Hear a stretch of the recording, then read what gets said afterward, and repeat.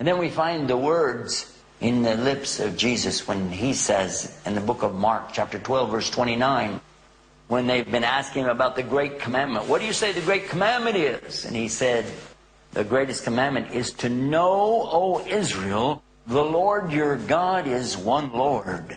And you have to love him with all your strength and all your might and all your mind, all your heart. All of you has to love God, worshiping him alone. That's the same teaching in Islam. I was glad that my friend didn't really try to turn this into a debate or an opportunity to condescend or make fun of us for some of the mistakes that maybe we had in our thinking. In fact, he was very gentle. And he told us, keep reading, keep thinking. But it wasn't long until I realized, really, what he said made better sense. But how could I be one of those Muslims? I don't think so. Yet the overwhelming evidence that I found in my own Bible, compared to the Quran, became clear to me. There really is only one God. But I never doubted that. And this is what I want to really emphasize, how important it is for us not to try to win a debate and drive somebody out of Christianity or any religion. No. Because if you did that, they might leave religion altogether. They might lose their faith altogether. And then what would they have? No, it's better to help them step up and step closer than to catch them off guard and throw them away. And that's usually what happens in these debates, isn't it?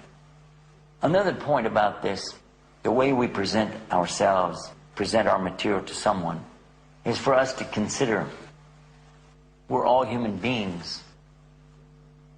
If you're a Christian or a Jew, you agree we all came from Adam, and from Adam came Eve, and from those two, all the humans, all the tribes, and all the nations came from those two. Well, guess what? That's exactly what it says in the Quran, without any doubt.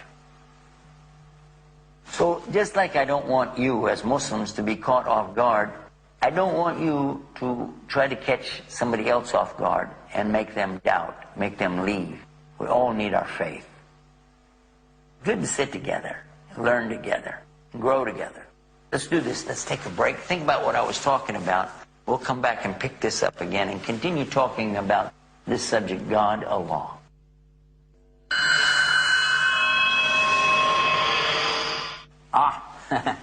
We're back from our break. We've been talking about the subject of God, and I want to share with you now an example of something that happened to me one time. Somebody asked me, why don't you guys, you Muslims, why don't you say God like normal people? Why do you say Allah? I said, well, first of all, normal people don't all say God. And normal people, even normal Christian people, don't necessarily use this word God, and many of them never even heard of it. They use words like, in Spanish, Dios, and in French, and other languages have different words when they talk about the one creator and sustainer of the universe. By the way, if you were a Christian Arab, you would be using the word Allah, because that's the word that they use, whether they're Arab, Christian, or Arab, Jew. The Bible in the Arabic language uses the word Allah. On page 1 of Genesis, you find it 17 times. And by the way, you can prove what I just said for yourself. If anybody tells you that Allah has nothing to do with Christianity or Judaism, you can show them up real easy. All you have to do is go to any hotel or motel practically on the planet, and in the dressing table right next to the bed, the lamp table, just open the drawer and take it out. You'll find a Bible and turn 6 or 8 pages, and you're going to see examples of the translations to the various languages. I think they have 27 languages Gideon Society has produced, and they've done a nice job. The first example they give you is the Afrikaans language from South Africa. And then the second one they give you is from the Arabic language. And the verse that they translate in all of these examples is the verse out of John 3:16. And it starts out, for God so loved the world. And in the Arabic, which is right there, it says, for Allah so loved the world. If Allah was not the correct translation, then why have all of these Bibles all over the earth have this translation of God into Arabic as Allah? And then there's another point. There was no English language until after the Normans invaded the Saxons in the year 1066 AC. It means nobody said the word God. No normal people said the word God before that time. And that's only about 960 years ago, isn't it? Think about it. And then, think about this.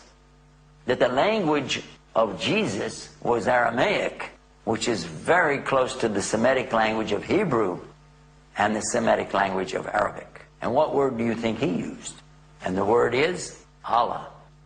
If you get a chance ever to talk to somebody about the Aramaic language, you'll find that that is the word that they're using when they say Allah or God. But the concept of Allah is what's important even from a linguistic point of view. Because there is a word in Arabic for God. It's called Ilah. And it comes from the same root as the one that you find in Arabic, El. Like Elohim. And Eli, Lima, Sabat, Tani. Something that's attributed to Jesus in the Gospels. And then consider this. If somebody's telling you that Muslims worship a moon god called Allah, that's bizarre. That's preposterous. That's ludicrous. And it's a lie. Because in the Quran we find very clearly that the companions of Muhammad were asking about the moon itself. They wanted to know about the new moons, and was there any superstition to it? Is there something about a new moon going in or out that they should be worshiping? And it says in the Quran in verse 189 in chapter 2 in Surah Baqarah, Yasalunaka. They're asking you, and that's a translation of that, they're asking you, O Muhammad, about the new moons. This is the question. And look what he said. It's nothing about superstition, nothing about worshiping them. He said these are nothing more than to indicate to you the months, the seasons, so you'll know when to perform, for instance, your pilgrimage or your Hajj in the month of Dhul Hijjah. Well, now, if you've understood everything that I've just said, you realize that the Quran is against the worship of anything that Allah created. It's against worshiping anything that you can see or hear or touch or smell or feel. It consistently says the same thing, not to worship other than Allah. Allah tells us in the Quran who He is and who He's not. But we find the same thing in the Bible. An amazing statement in the Bible here is when Jesus, in Mark 12:29, is telling His followers about the greatest commandment. He said the greatest commandment is to know, O Israel, the Lord your God is one Lord, and you have to love Him with all your heart and all your mind and all your strength. Then we find the same thing in the Old Testament. This is in Deuteronomy, chapter 6. Go to chapter 6, and you're going to find that. Exact quote. Again, hear, O Israel, the Lord our God is one Lord, and thou shalt love the Lord thy God with all your heart, with all your soul, and with all your might. And by the way, you can also find the same thing in Luke chapter 10, verse 26. Think about it. And then think about this and see how this settles with you. Here's something for you. It says Allah. There is no God except Him, the living, the eternal. He doesn't sleep nor slumber, and to Him belongs everything that's in the heavens and the earth. Who is there that can intercede with Him except that they would have to take permission from Him in the first place? He knows everything. Backward, forward, up, down. He knows everything. His knowledge encompasses everything. And you have no knowledge except that which He gives you. His kursi, or chair, extends over the universe, and He never grows tired of guarding the heavens and the earth. He is the exalted, the supreme. Now, if you agree with that, if you said, well, that's what I believe about God too, I think He is living and eternal, Well, you've only done this. You've only agreed with the Old Testament and said the same thing.